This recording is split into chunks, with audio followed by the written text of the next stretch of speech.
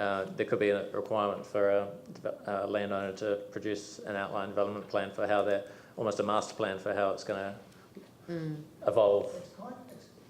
It's kind of like they're still leading this, and is there not, in some ways, I think most people in South Christchurch would say, look, Barrington Mall is probably big enough, it works pretty well, except for the traffic, okay? Can we not build a plan that, in fact, by and large, overall, the spread of the Barrington Mall, for example, is big enough? Can we not contain this somehow?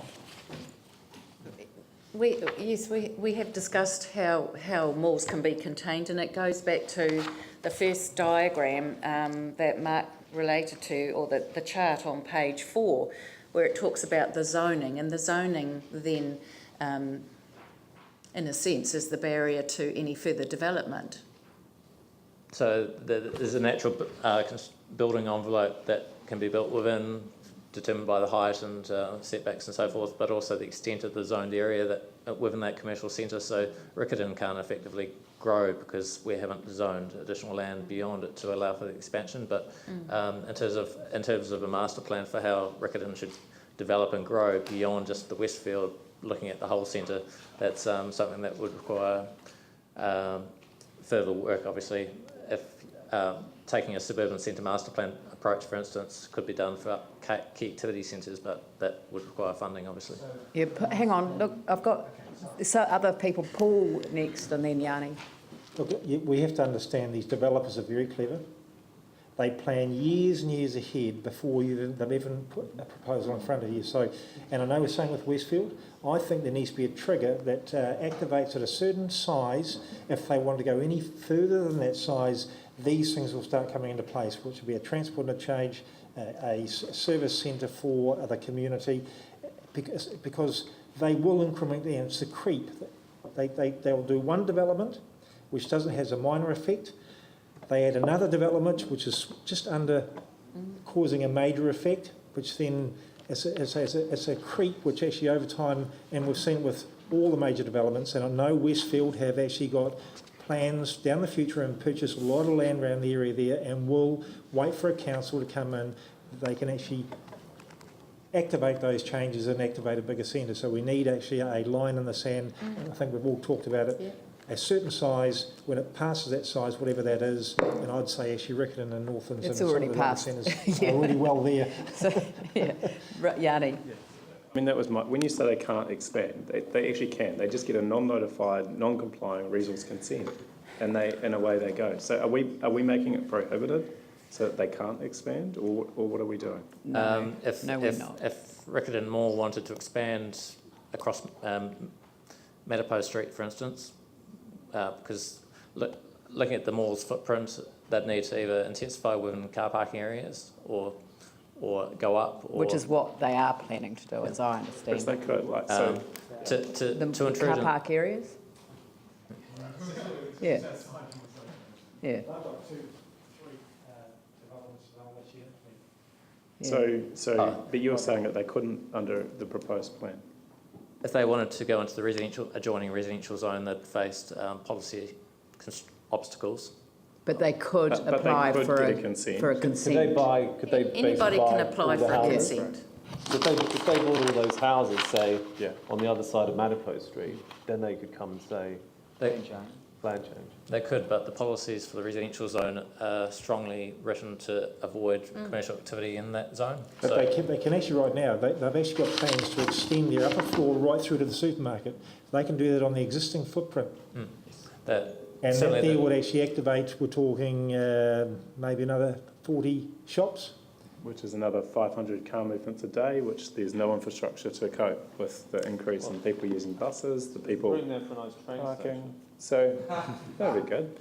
And this, I can only repeat what I've said before, and that is to say, yes, they can do that kind of thing quite easily under the operative plan, which is why we need to try and get these new objectives and policies in place as soon as possible. Yeah. I think I'd certainly support strengthening where the existing big format developments or malls want to redevelop or extend, that we do have some requirement for them to actually do a lot more than what they're currently doing. Yeah, no, I agree. I just think that it is kind of line in the sand time, and They really oughtn't to have been allowed to develop to the size that they are at the moment without giving something back by way of public transport amenity. That's just, to me, it's obvious. But anyway, as I say, I haven't had a history in planning, so we shall leave it to the experts to come up with some helpful way of resolving that.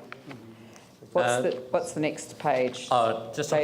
Just on policy 8, I know I jumped it, but clause B, which is ensuring the design of development makes a positive contribution to streetscape and character of the surroundings while having regard to functional requirements of activities. I mentioned in my slideshow the issue raised by the big retailers of design requirements not of glazing built up to the road front and design assessment not having regard to the needs of those larger retailers who have generally a bigger box, large areas of car parking, loading spaces. So we need to recognise and in some cases they border 2-3 streets. So this policy, whilst it's not highlighted in red, it's introduced into this version to recognise the functional requirements of those businesses. So it's a balance of function and design, but we don't want to lose the good quality design in what's put in place. So it's still in favour of design, but acknowledging there's a functional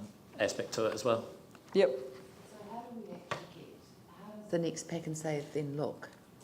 Or Rebel Sport or whoever, or the warehouse? The assessment that's made, so I'll come on to it with the rules, but essentially any development within a commercial centre over 250 square metres, which is reasonably small,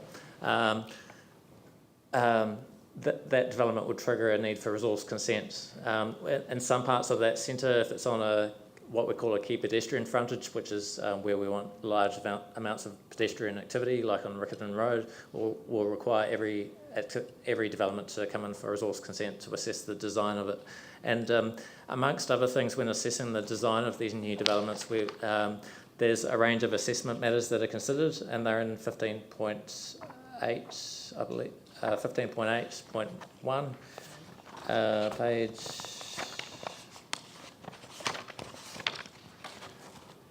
118 on my 118. I won't go through those in detail, but essentially is to avoid the large blank walls and to what my urban design friends, Josie in the audience here will join me, is to avoid the large blank wall and to get some breakup in terms of design, which can be achieved in a number of ways. So you can have variation in terms of the height of a wall. You can get different setbacks to achieve break up that blank wall, colour, glazing, and it's various design elements that avoid pedestrians having to walk down New Brighton Road, for instance, past the blank wall of one of the supermarkets. Yeah. We know that we're going to get that the ministers will get advice saying that shouldn't proceed along those lines, so that every single pedestrian-facing, or key pedestrian-facing place has to get a resource consent. They're going to get advice from their officials saying, "Oh, shouldn't do that. That's a bit mean."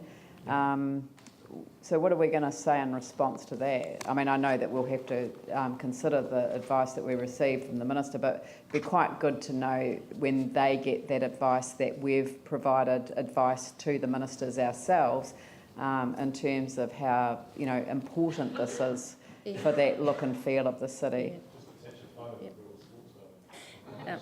The Rebel Sports Building is a classic example, but it's hardly a key pedestrian area, so it probably wouldn't trigger the resource consent. It's a drive-by, it's not a walk-by, and it's the walk-bys that I think a lot of us are saying, well, we don't actually want people walking along. I remember my first TEDx event that I went to where that guy talked about there wasn't enough Prozac in the world to make this an interesting place to be. Yeah. We're also going to be careful, not just on actually blank walls. It's actually businesses, certain businesses on the ground floor, if you get a row of them, like banks, which we had in both corners of the square with the ANZ and the BNZ, they actually create a black hole where people don't actually really like walking past, and it does kill activity to a major degree. So it's more than just actually buildings and how they interact with the street, but it is actually businesses and how they actually interact with the street as well. Yeah. If Mark could just speak for a little minute just on what he has supporting these particular rules on urban design in the Section 32, that might be helpful. Yeah, so we're talking in general terms in the Section 32 about the effects of blank walls and so forth, and that the benefits of having activity that's fronting the street, and there's a relationship between the use and the street environment and the effect that has on pedestrian activity. A lot of work's been undertaken which preceded this district plan review, which was for a plan change that was going through the process, Plan Change 56, which was to introduce urban design controls into our commercial centres, and that's been absorbed within this district plan review. Now, as part of that plan change, there's been a lot of work done on looking at not just looking at examples, but for instance, there was some financial analysis done to look at what's the additional cost of putting in glazing, for instance, what's the additional cost of building up to the road rather than being set back from the road, which is rules that are being introduced to in respect of urban design.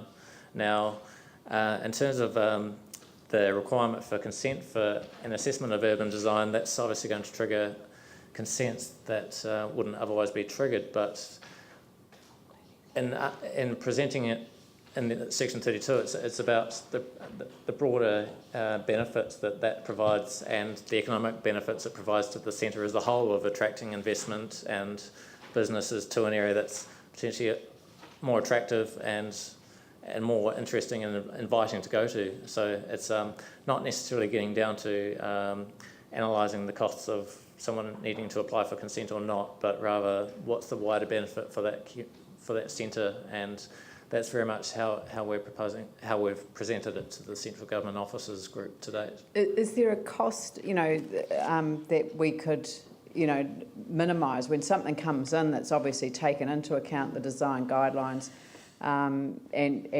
is, sort of like instantly complying because it meets that test?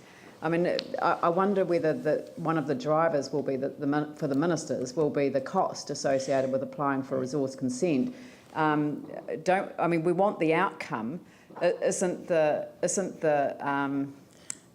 in a way that if we could make it so that they didn't have to, if they met the guidelines, then they didn't have to apply for consent. But if they didn't, they would. You know what I mean? That's a very good point. And they've come back again, and you'll see that, I think, in my covering comments. Sorry, I hadn't read those. No, and I apologise that you only got them this morning. But they're also concerned that there's too many standards that people have to meet. So there's again this weighing up whether or not something should be a standard, so that there's certainty, so that when plans come in, they know they've achieved it, and perhaps then it becomes a permitted activity, versus having them as assessment criteria, which is what Mark has, but they need to come in for a consent. So again, it's this weighing up about whether you have it as a standard so that they have the certainty about what they need to do to achieve it or not. And they've raised issues about that as well. I mean, I just think the whole urban design issue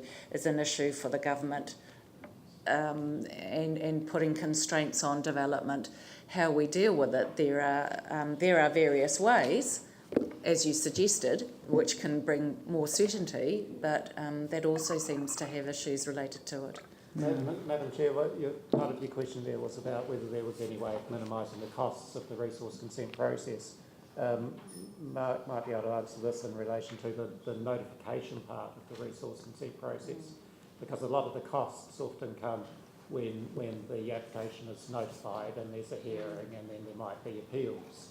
The council's able to put into the plan that consent applications for breach of particular rules are going to be non-notified and not served on any party.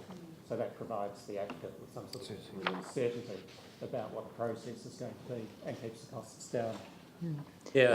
Certainly, just on that, we're introducing provision that any application that's triggered by the design assessment rules isn't notified and therefore wouldn't have a hearings process. So effectively it would be a decision that's not, comments aren't invited from the public or from any other party for that matter on those consents that are triggered for design. Just on the challenge we face in terms of putting guidelines into standards is that if we try and put everything into standards, we lose the potential for innovation and creativity that can come through providing flexibility in the guidelines, and we don't want to inhibit that. But and so we've gone with a dual approach of having some standards and some assessment matters, but rather than one approach of just putting it all in assessment matters and the other approach of just having standards. I don't want this to end up being a debate about holding development back or putting, sort of strict rules around them,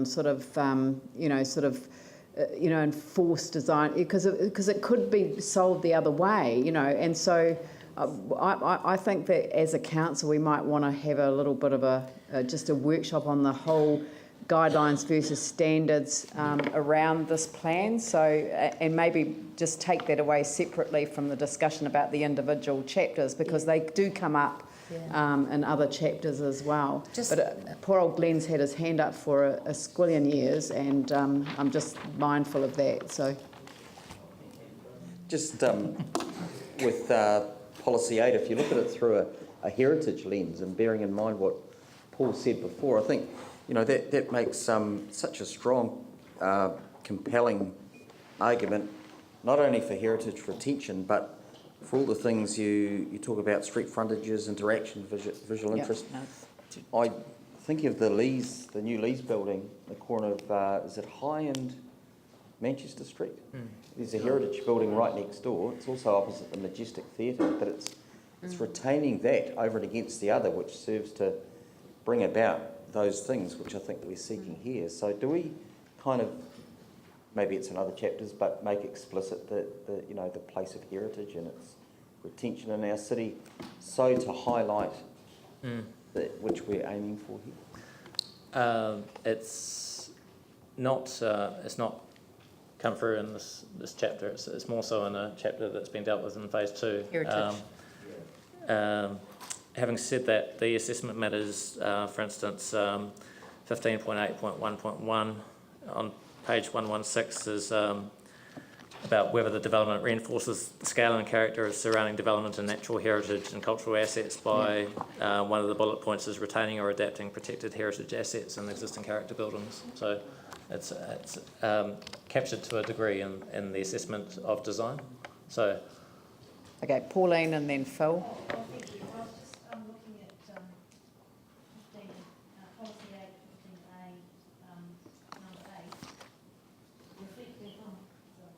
number 8, reflecting principles of environmentally sustainable design, including energy efficiency and water conservation. Is that strong enough? And should we be perhaps teasing that out a bit? I don't want to get into more standards necessarily, but I think this is really important. And if you looked at something like a big, we're talking supermarket developments and the impacts of their stormwater, shouldn't we be addressing or putting something in there where they have to take more control of that, or is that a part of the resource consent these days, or can we be stronger? And things like rainwater gardens. One option we've considered is introducing requirements for buildings to be up to a certain standard in terms of green building requirements. And in terms of commercial buildings, there's existing there's a standards. There are standards in place, and Auckland's applied it in some cases to larger office buildings, for instance. There's 2 different types of standards, base, I believe, and green mark. And green mark only applies to larger developments. Base is